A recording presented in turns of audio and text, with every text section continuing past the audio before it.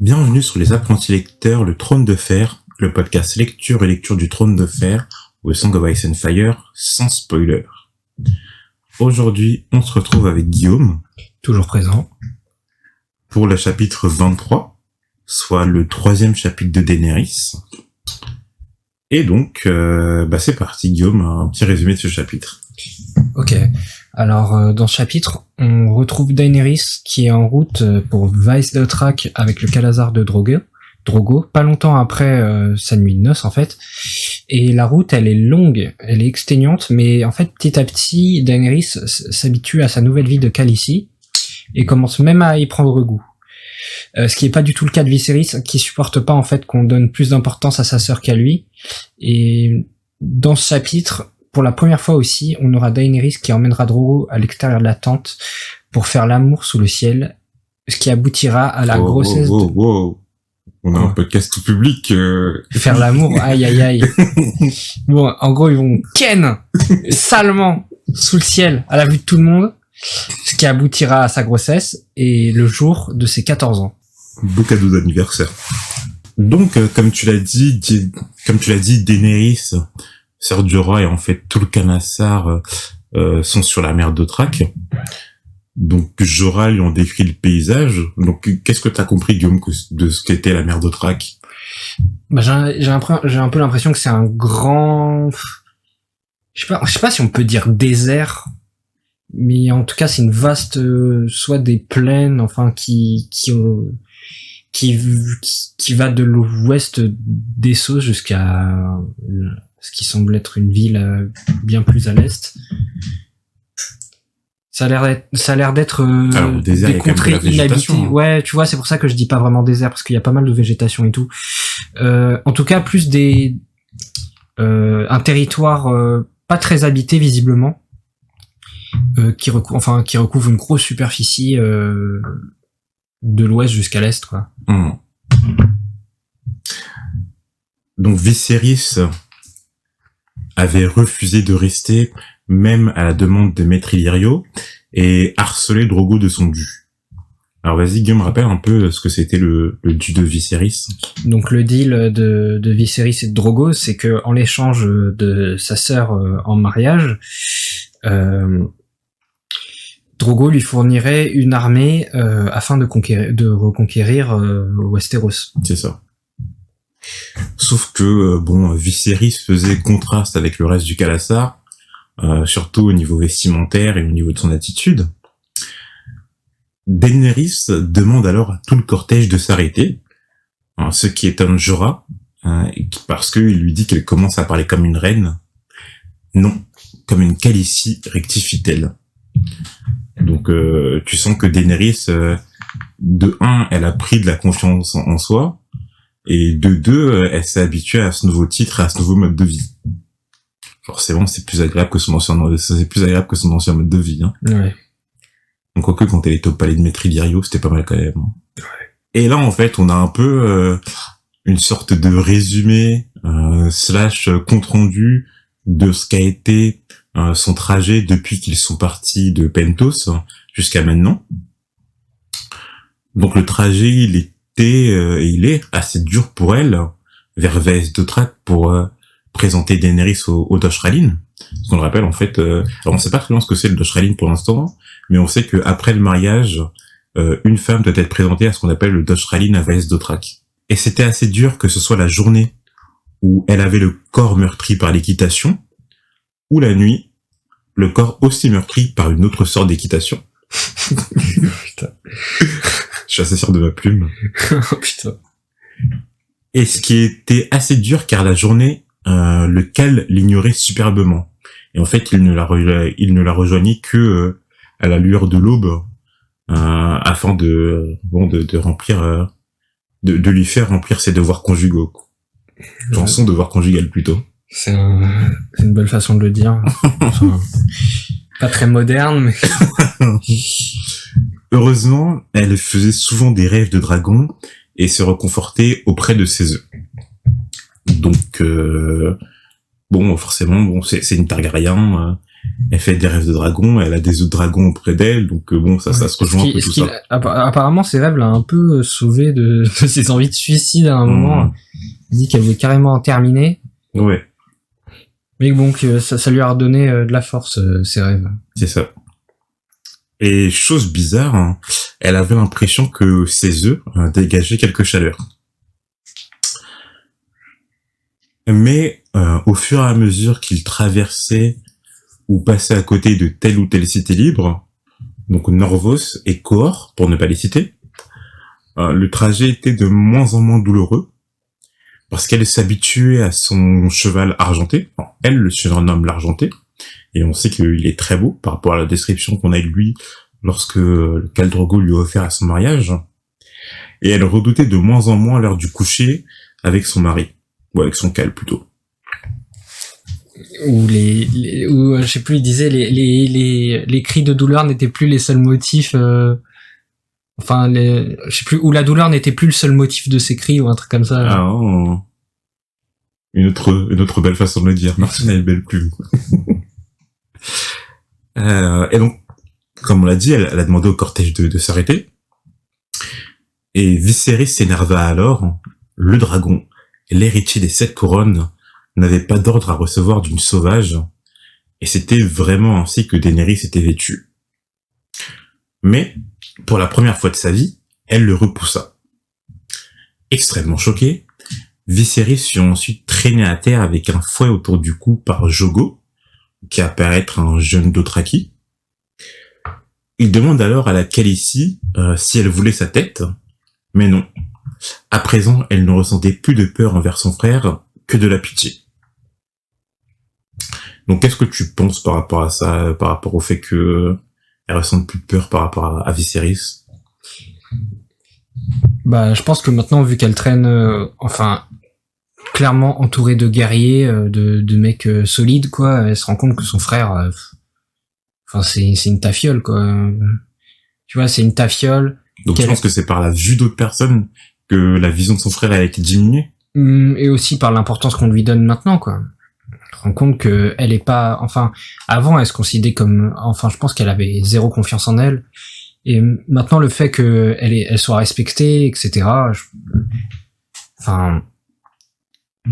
se rend compte qu'elle a pas, elle a rien à envier à Viserys, et que qu'au contraire, c'est Viserys qui a tout à lui envier, quoi. Viserys, il a pas du tout le respect des Dothraki. Personne lui accorde de l'importance. Tout le monde se fout de sa gueule. C'est chaud. Daenerys demande alors à Sir Jorah Mormont de prendre le cheval de son frère et ordonne que Viserys suive le Khalasar à présent à pied. Ce qui est la peine la plus humiliante pour un Dothraki. Donc Viserys, il est rabaissé plus bactère par Daenerys, quoi. Alors que là, en plus du fait qu'elle ne le considère plus, elle affiche une image de moins que rien aux yeux du Khalasar. C'est lui qui a voulu venir, hein. Viserys, elle essaye alors de commander Ser Jorah, normalement son sujet, mais le chevalier exilé se range alors derrière Daenerys. Viserys n'est que l'ombre d'un serpent, d'après lui. Rhaegar était le dernier dragon. Donc, je pense que c'est la première fois qu'on a, et si je me trompe, Guillaume, rectifie-moi, une image valorisante de Rhaegar à part par les yeux de Viserys ou Daenerys. Alors, on sait que Rhaegar, c'était supposé être un grand guerrier, sûrement, vu que, il s'est tapé one-one contre Robert, et que, on a eu quelques... à chaque fois qu'on a parlé de lui, on n'en a pas parlé comme quelqu'un des temps pleutres ou quelqu'un des temps faibles. Il a une grande renommée, mais on n'a jamais eu une image, tu vois, de cette façon. C'est-à-dire que Rhaegar était le dernier dragon. Typiquement, c'était vraiment l'héritier, celui qui incarnait la dynastie, quoi. Ouais.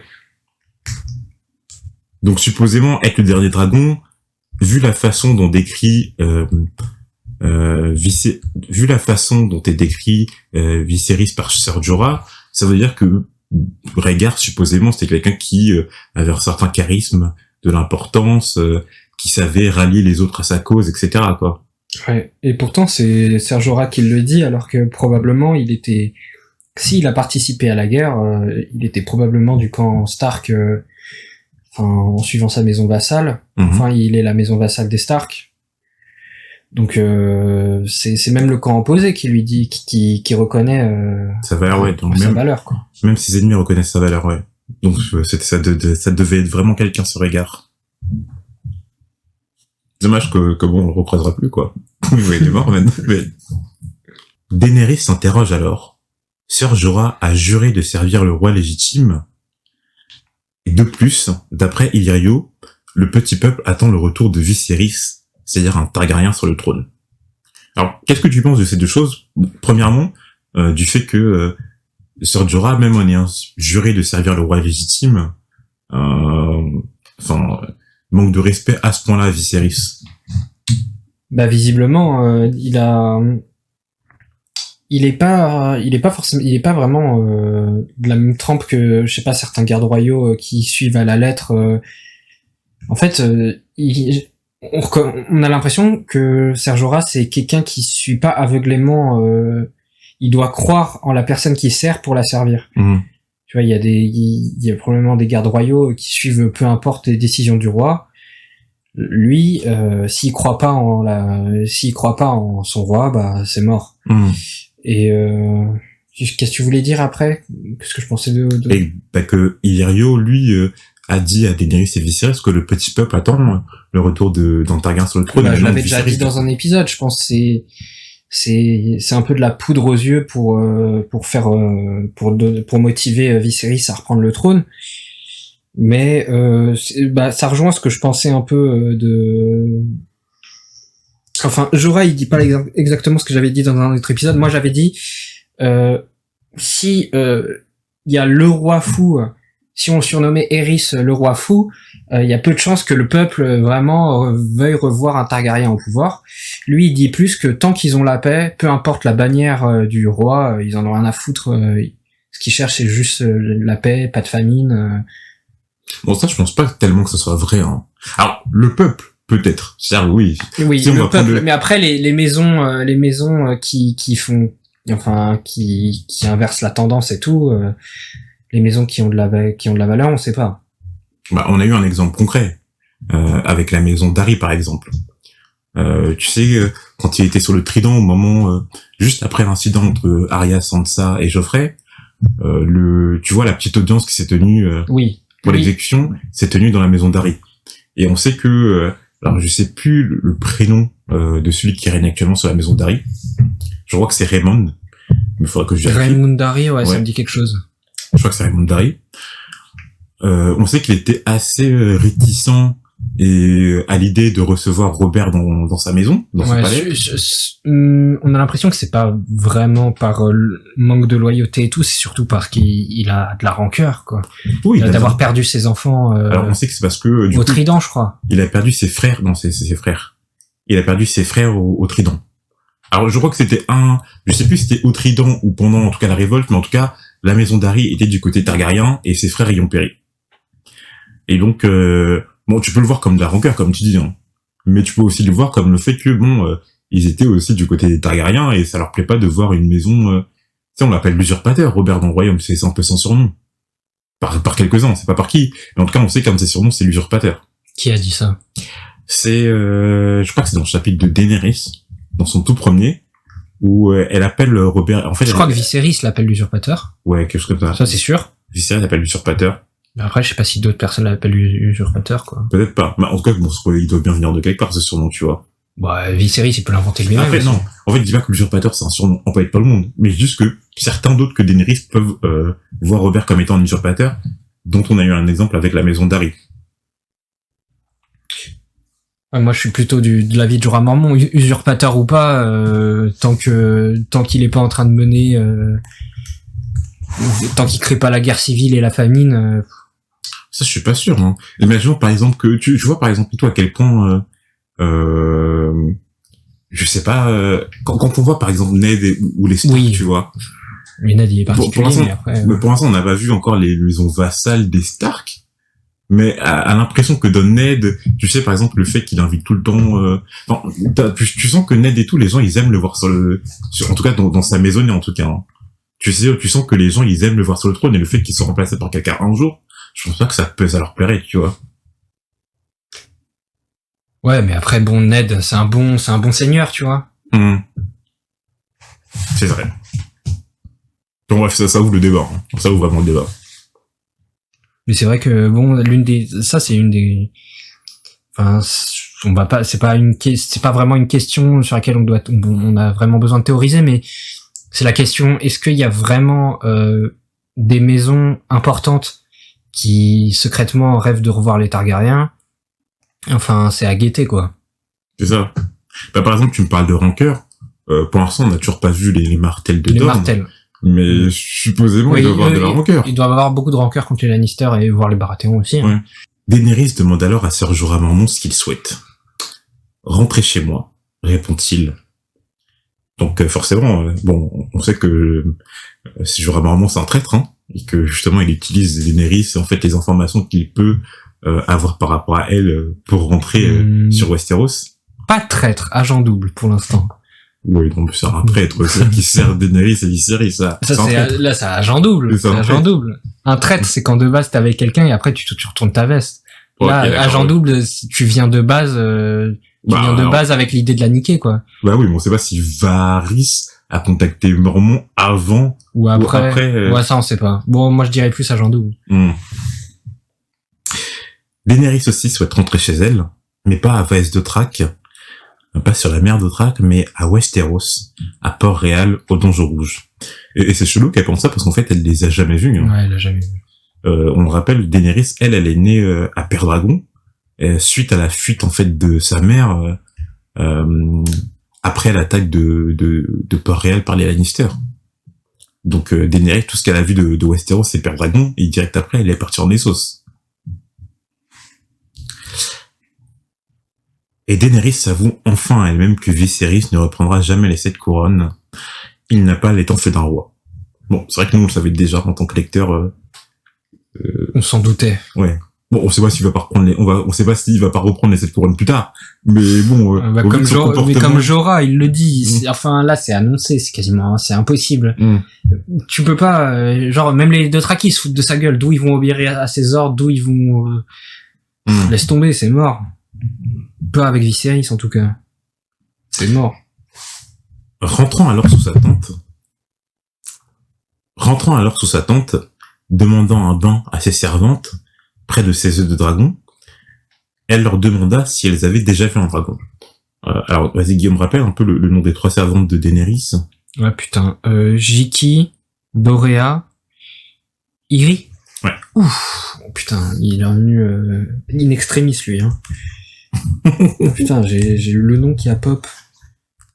Après, je sais plus. Jiki, c'est l'équitation, Iri, c'est la langue, et Dorea, les arcanes de l'érotisme. C'est ça. Exactement. Il n'existait plus depuis une éternité, d'après elle, et, se rappelle-t-elle, selon Viserys, les dragons avaient disparu depuis... Enfin, alors, d'après ses servantes, il n'existait plus depuis une éternité, mais elle se rappelle, selon Viserys, que les dragons avaient disparu 150 ans plus tôt, sous le règne d'Aegon III, surnommé le fléau des dragons. Donc on en avait déjà parlé un peu dans un des épisodes. Je crois, peut-être le dernier ou l'avant-dernier, je sais plus. Non, franchement, j'ai pas envie de faire des suppositions, mais je sais qu'on en a déjà parlé. Ouais. Donc si on regarde les appendices, en fait on le sait, qu'ils ont disparu il y a 150 ans, donc c'est exactement ce qu'elle dit, sous le règne d'Aegon III, donc qui surnommé le fléau des dragons. Juste après la danse des dragons. C'est ça. En fait, Aegon II, et c'est le souverain Targaryen du nom d'Aegon II qui était souverain pendant la danse des dragons, et celle-ci a opposé, du coup, Aegon II à sa sœur Rhaenyra. Celui qui a succédé à Aegon II était le fils aîné de Rhaenyra, donc il s'appelait Aegon III, et on ne sait pas pourquoi, mais en tout cas, les dragons ont disparu pendant son règne. Partout, même à l'est, car à l'ouest, ils avaient été capables de prospérer. Et donc là, en fait, on a un petit passage qui est assez... alors, je vais pas dire mystérieux, mais qui est assez dur à comprendre, donc j'aimerais bien savoir ce que t'en as compris, toi. Vas-y, qu'est-ce qui exactement t'as pas si, enfin, tu trouves difficile à comprendre? Ah non, moi je pense que je sais que j'ai compris même, mais ce que je voudrais savoir, c'est ce que toi t'as compris. Alors, je je peux te citer le texte, même s'il est, Vas-y. il est pas long, mais bon, c'est assez chiant de lire quand on est quand on est sur le podcast, mais pourquoi pas. Partout, incesta-t-elle avec dépit, même à l'est, à l'ouest, le merveilleux avait vécu, le jour où le sort s'était appesanti sur Valyria et les pays du grand été. Ni l'acier forgé par incantation, ni les enchanteurs de tornades, ni les dragons n'avaient été capables de l'y préserver. Ok. Moi, j'ai capté que, en gros, là, on parlait de l'ouest d'Essos, D'accord? que, en gros, à Essos, il y avait, il y a eu des choses formidables qui sont arrivées, notamment à Valyria et au pays du grand été. Et je crois qu'à un moment, il serait arrivé. Enfin, je suppose que là-bas, à Valyria, bon, il y avait probablement des dragons et tout. Ah, non, bon, je t'arrête tout de suite, c'est pas vrai. Alors, en fait, l'ouest, justement, ça représente Westeros. Westeros. En fait, quand elle dit à l'ouest, le merveilleux avait vécu, en fait, c'est qu'à l'ouest, les dragons avaient survécu. D'accord. Parce qu'on sait que Aegon, donc du coup, Aegon et sa famille, les Targaryens, sont partis sur Père Dragon avec leurs dragons. Mhm, Donc, c'est pour ça qu'elle dit que le merveilleux a vécu. Le jour où s'était appesanti sur Valyria, où le sort s'était appesanti sur Valyria et les pays du grand été. D'accord, Donc le ça sort, représente- donc il serait passé un truc à Valyria et là-bas. Alors on sait qu'il y a un fléau qui s'est produit à Valyria d'après les Emperdices. Si on regarde dans le paragraphe des Targaryens, on nous dit que justement Aegon Targaryen et ses sœurs en fait sont partis sur Père Dragon après qu'un fléau se soit abattu sur Valyria. Donc, en fait, les dragons ont disparu justement le jour où ce fléau s'est abattu sur Valyria et sur Essos. D'accord. Donc à l'est, en tout cas, ils avaient supposément disparu, mais pas à l'ouest, justement, avec la prospérité des Targaryens. Ensuite, je continue. Ni l'acier forgé par incantation, ni les enchanteurs de tornades, ni les dragons n'avaient été capables de l'y préserver. Donc là, l'y préserver, on parle du sort qui s'est appesanti sur Valyria, Ouais. donc du feu de Valyria. Et donc, ce qu'on dit, c'est que, en gros, l'acier forgé par incantation, Ouais, c'est l'acide valyrien. l'acier valyrien. Les enchanteurs de tornades, ça, on sait pas encore ce que c'est. Mm. Et les dragons n'avaient été capables... En gros, ce qu'il veut dire, c'est que le feu de Valyria, en fait, c'était quelque chose de tellement puissant, tellement, je sais pas, impressionnant et... alors, je cherche le mot pour dire qu'on ne s'y attendait pas. Inattendu. Que ni l'acier valyrien, qui supposait être un acier, alors qui ne s'émousse jamais, etc. Enfin bref. Un acier d'une qualité incroyable. Ni les dragons et ni les enchanteurs de tornades, on sait pas ce qu'on sait, n'avaient été capables de préserver alors Essos et Valyria, quoi. Bon, ça peut rajouter une question à notre liste là. C'était quoi le fléau de Valyria? Ah, bien vu, ouais. Qu'est-ce qui s'est passé à Valyria? Je sais pas, ça peut être une catastrophe naturelle, une maladie, une pandémie, le Covid. Alors ça, je sais que je crois que dans la série ils en parlent pas, donc est-ce que tu sais Non. ce qui s'est passé Non, du tout. d'après tes connaissances, en tout cas de la série? De la série? Je crois pas. Je crois pas. Pandémie, catastrophe naturelle, être démoniaque, sorti d'une faille. C'est ce que tu penses en tout cas, c'est qu'il y a eu Oui, c'est passé un truc genre... soit une maladie, soit une catastrophe. En tout cas, ça a dû détruire pour ça. Ouais, moi, je crois pas que ce soit genre une armée et tout, parce qu'à mon avis, j'ai l'impression, ils avaient l'acier valérien, ils avaient les dragons, genre ils étaient intouchables, je pense. Mais alors justement, si c'était une pandémie, pourquoi ils auraient parlé de l'acier valérien?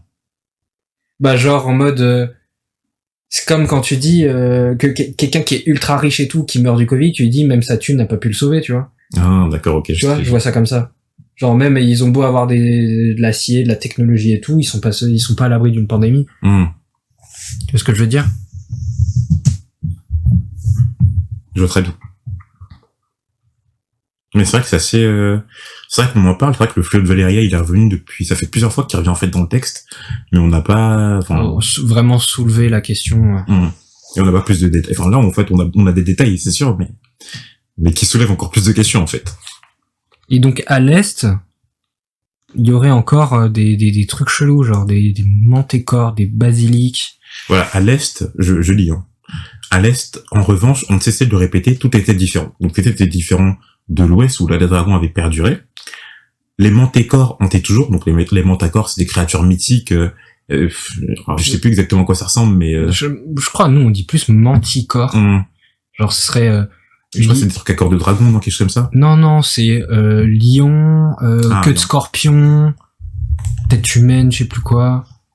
Alors, si on regarde ce machin, voilà, t'as raison, un corps de lion, un visage d'homme et une queue de scorpion. Voilà. Alors, les manticores ont été toujours, disait-on, l'archipel de Jade, et dans les jungles de Viti pullulaient encore des basiliques. Donc, supposément, ce fleuve de Valyria, il aurait induit ces créatures mythiques. En tout cas, elles auraient participé à celui-ci. Ah, tu penses? Qu'est-ce que tu penses, toi? Les manticores hantaient tout à l'Est, en revanche, on ne cessait de le répéter tout. Ah ouais, genre... putain, genre, ils ont invoqué des démons. Je sais pas. Non, je sais pas. Ça pullule là où était Valyria, ça pullulerait encore de... Non. C'est dommage qu'on n'ait pas la carte des sauces, parce que ça...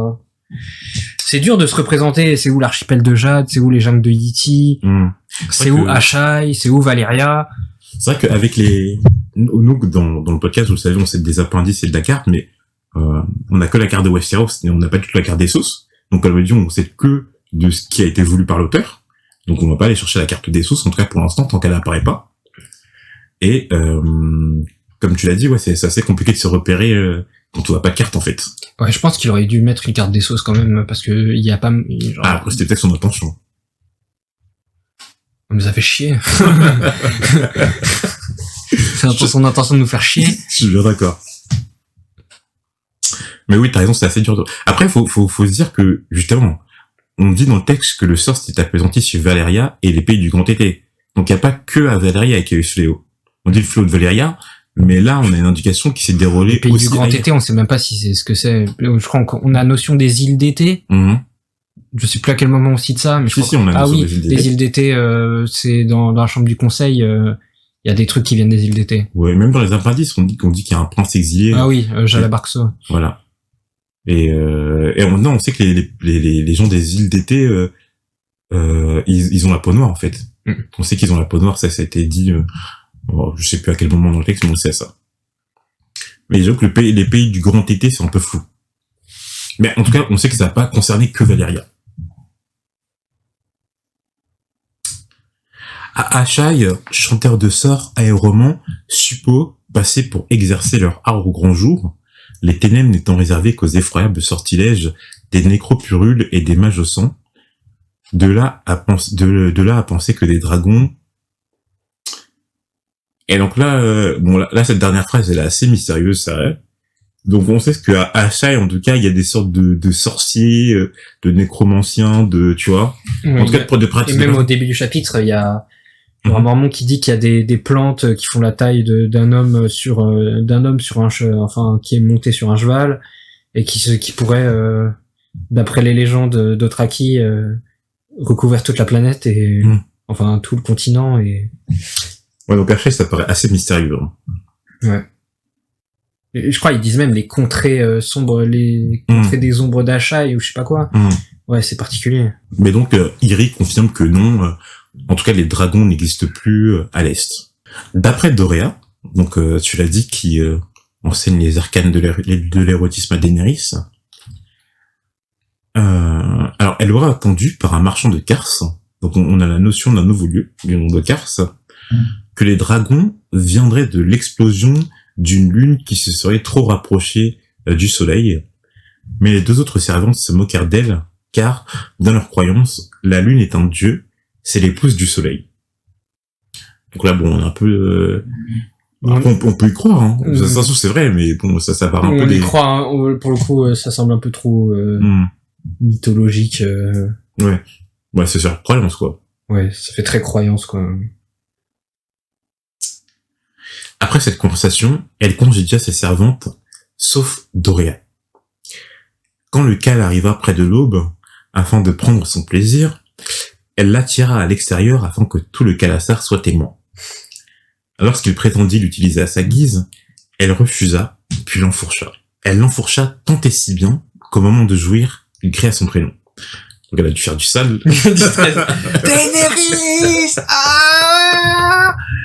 Ah putain, j'imagine.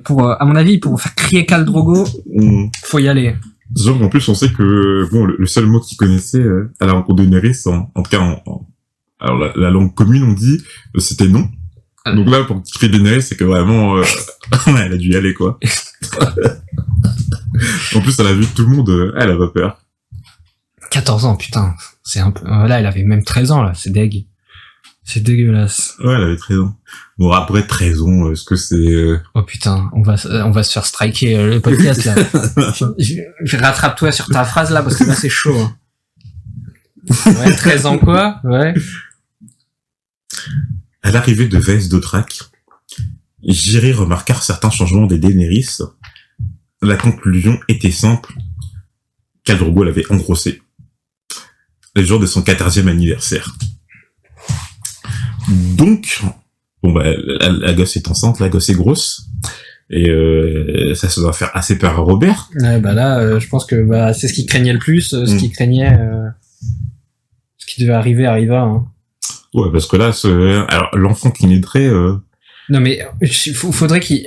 Quand même, Robert, il a peur à long terme, parce que... Faut qu'il grandisse aussi, si... Enfin, là, il a peur de l'enfant, il a peur... Ouais, mais Robert, il est assez jeune, hein. Tu sais qu'il a que... Bon, c'est vrai qu'il mourrait très vite à cette époque-là, hein. Mais Robert, il a 34, 35 ans, quelque chose comme ça. Ouais, il a peur de se faire niquer à 50, ouais. Ouais. Franchement, tu te dis que l'enfant qui naît là... Après, on ne sait pas si le mode de transmission d'une armée chez les Dothraki est héréditaire. C'est-à-dire, est-ce qu'il reviendra automatiquement Khal Drogo, parce qu'on a l'impression il compte assez sur la force, les Dothraki. Ouais. Après... Mais en tout cas, si c'est héréditaire, le mec qui serait à la fois le digne héritier des Targaryens, bon... Viserys c'est toujours là, hein. Faut le compter. Donc ça serait et sachant qu'on sait qu'à Westeros la descendance en tout cas pour les héritiers se transmet principalement, enfin d'abord par les mâles et ensuite ça vient aux femelles s'il n'y a plus d'héritiers mâles, à part à Dorne. Ouais, à Dorne. Mais du coup ça serait quand même l'héritier des Targaryens et en plus commandant d'une armée de 100 000, enfin 40 000 hommes mais 100 000 personnes quoi dans le cas ça. Donc Robert, ouais, je suis d'accord qu'il s'inquiète à long terme. Mais bon, si ça arrive vraiment, il a raison de s'inquiéter, hein. Ouais. Sachant que Khal Drogo, ça m'étonnerait s'il a un fils qui le laisse devenir un faiblard. Bon, à 3 ans, il va tuer son premier homme, là, je le sens. Mais ce qui est marrant aussi, c'est qu'on n'a pas parlé plus que ça, mais quand Daenerys, elle parle de rentrer chez elle, en fait, elle veut rentrer à Westeros, en fait. Elle rêve de Westeros. Alors pour l'instant, on comprend pas très bien parce que elle l'a jamais connu, mais je veux dire, on sait que on comprend que son royaume a une importance capitale pour elle. Qu'un jour, en tout cas, elle voudrait. Après, je comprends cette sensation. Enfin, j'imagine un peu cette sensation de vouloir rentrer chez soi, en fait, tout simplement. Quoi. Non, mais elle a pas de chez soi. C'est pas chez elle, Westeros. Bah, peut-être c'est un peu l'idée qu'elle s'était faite de Westeros, c'est que c'était son chez elle et qu'il fallait qu'elle y aille un jour, quoi. Non, donc Viserys, il a quand même réussi à lui rentrer ça dans la tête. Ouais, je pense. Bah, à mon avis, ça avait l'air d'être un des sujets un peu redondants chez Viserys, c'est maison, donjon rouge, tout ça, maison, donjon rouge. À mon avis, toute l'enfance de Daenerys, c'était ça, à côté de Viserys. C'est donjon rouge, le usurpateur. Je suis le dernier dragon. Tout le temps. À mon avis, ça devait être tout le temps ça. Bon, en tout cas, c'était un chapitre intéressant de Daenerys. On apprend vachement de choses. Ça nous a rajouté une question à notre liste de questions.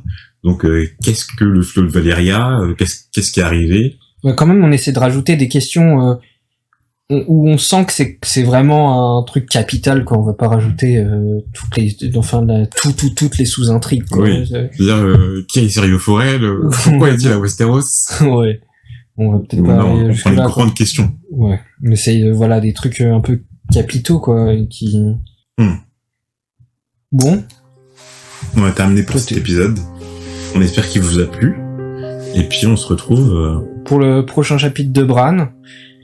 Et on vous dit à la prochaine. À la prochaine.